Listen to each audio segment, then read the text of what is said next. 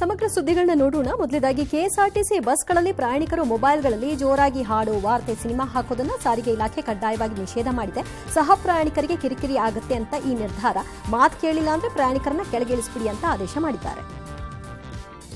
SSLC ಪರೀಕ್ಷೆ 2ರ ಫಲಿತಾಂಶ ಪ್ರಕಟವಾಗಿದೆ. ಪರೀಕ್ಷೆ ಬರೆದ 2.23 ಲಕ್ಷ ವಿದ್ಯಾರ್ಥಿಗಳ ಪೈಕಿ 69,275 ವಿದ್ಯಾರ್ಥಿಗಳು ಪಾಸ್ ಆಗಿದ್ದಾರೆ. ಎಸ್ಎಸ್ಎಲ್ಸಿ ಪರೀಕ್ಷೆ 3ರ ವೇಳಾಪಟ್ಟಿ ಪ್ರಕಟ ಆಗಿದೆ. ಆಗಸ್ಟ್ 2ರಿಂದ ಆಗಸ್ಟ್ 9ರವರೆಗೆ ಪರೀಕ್ಷೆ ನಡೆಯುತ್ತೆ. ಬೆಂಗಳೂರಿನಲ್ಲಿ ಹೊಸ ಅಂತಾರಾಷ್ಟ್ರೀಯ ವಿಮಾನ ನಿಲ್ದಾಣಕ್ಕೆ ಪ್ಲಾನ್ ಮಾಡಿದ್ದೇವೆ. ಹೊಸ ವಿಮಾನ ನಿಲ್ದಾಣಕ್ಕೆ ಹಲವು ಕಡೆಗಳಲ್ಲಿ ಬೇಡಿಕೆ ಇದೆ, ಆದರೆ ಇನ್ನೂ ಕೂಡ ಸ್ಥಳ ಅಂತಿಮ ಮಾಡಿಲ್ಲ ಅಂತ ಎಂಬಿ ಪಾಟೀಲ್ ಹೇಳಿದ್ದಾರೆ. ಹಾಲಿನ ದರ ಕಡಿತ ಮಾಡಿದ ಕೋಚಿಮುಲ್ ವಿರುದ್ಧ ಸಂಸದ ಸುಧಾಕರ್ 1 ದಿನದ ಉಪವಾಸ ಸತ್ಯಾಗ್ರಹ ಮಾಡಿದ್ರು. ಆದರೆ ಉಪವಾಸ ಸತ್ಯಾಗ್ರಹದ ಅರ್ಥ ಅವರಿಗೆ ಗೊತ್ತಿದೆಯಾ ಅಂತ ಸಚಿವ ಎಂಸಿ ಸುಧಾಕರ್ ಪ್ರಶ್ನೆ ಮಾಡಿದ್ರು. ಇದನ್ನ ಸಚಿವರ ಹತ್ರ ಹೇಳಿಸಿಕೊಳ್ಳುವ ದಾರಿದ್ರ್ಯ ನನಗೆ ಬಂದಿಲ್ಲ ಅಂತ ಸಂಸದರು ತಿರುಗೇಟ್ನ ಕೊಟ್ಟರು. ಜೆಪಿ ಗಂಗಾಪಾತ್ ಯೋಜನೆಯ 3ನೇ ಹಂತದ ಕಾಮಗಾರಿಗೆ ಬಿಹಾರ ಸಿಎಂ ಚಾಲನೆ ಕೊಟ್ಟಿದ್ದಾರೆ. ಈ ವರ್ಷದೊಳಗೆ ಕಾಮಗಾರಿ ಮುಗಿಸ್ಕೊಡಿ, ಬೇಕಿದ್ರೆ ನಿಮ್ಮ ಕಾಲು ಹಿಡ್ಕೊಬಿಡ್ತೀನಿ ಅಂತ ಕಾಲು ಹಿಡಿಯೋಕೆ ಪ್ರಯತ್ನವನ್ನು ನಡೆಸಿದ್ದಾರೆ.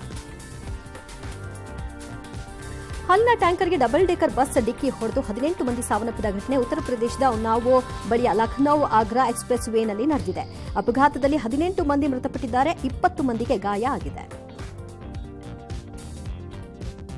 ನೀಟ್ ಪ್ರಶ್ನೆ ಪತ್ರಿಕೆ ಸೋರಿಕೆ ಆಗಿರೋದು ನಿಜ, ಆದರೆ ಇದರ ಪ್ರಭಾವ ದೊಡ್ಡ ಮಟ್ಟದಲ್ಲಿ ಇಲ್ಲ ಅಂತ ಸುಪ್ರೀಂ ಕೋರ್ಟ್ ಎನ್ಟಿ ಅಫಿಡವಿಟ್ ಸಲ್ಲಿಕೆ ಮಾಡಿದೆ. ಈ ವರ್ಷ ನೀಟ್ ಫಲಿತಾಂಶದಲ್ಲಿ ದೊಡ್ಡ ವ್ಯತ್ಯಾಸಗಳಿಲ್ಲ ಅಂತ ತಿಳಿಸಿದೆ. ತಂದೆ ಮತ್ತು ಹೆಣ್ಮಕ್ಕಳ ಬಾಂಧವ್ಯದ ಬಗ್ಗೆ ಅಶ್ಲೀಲವಾಗಿ ಮಾತನಾಡಿದ ಯೂಟ್ಯೂಬರ್ ಪ್ರಣೀತ್ ಹನುಮಂತು ಎಂಬಾತನನ್ನ ತೆಲಂಗಾಣ ಪೊಲೀಸರು ಬೆಂಗಳೂರಿನಲ್ಲಿ ಬಂಧಿಸಿದ್ದಾರೆ. ಬೆಂಗಳೂರಿನಿಂದ ಹೈದರಾಬಾದ್ಗೆ ಕರೆದೊಯ್ದು ವಿಚಾರಣೆಯನ್ನು ನಡೆಸಿದ್ದಾರೆ.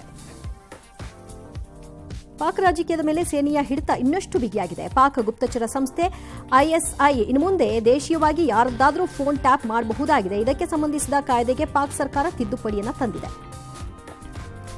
ಜಿಂಬಾಬ್ವೆ ವಿರುದ್ಧದ 3ನೇ ಟಿ20 ಪಂದ್ಯದಲ್ಲಿ ಟೀಂ ಇಂಡಿಯಾ 23 ರನ್ಗಳ ಅಂತರದಿಂದ ಗೆಲುವು ಸಾಧಿಸಿದೆ. ಶುಭ್ಮನ್ ಗಿಲ್ ಆಕರ್ಷಕ ಅರ್ಧಶತಕ ಸಿಡಿಸಿದ್ರು. ಸದ್ಯ ಸರಣಿಯಲ್ಲಿ 2-1 ಅಂತರದಿಂದ ಟೀಂ ಇಂಡಿಯಾ ಮುನ್ನಡೆ ಗಳಿಸಿದೆ.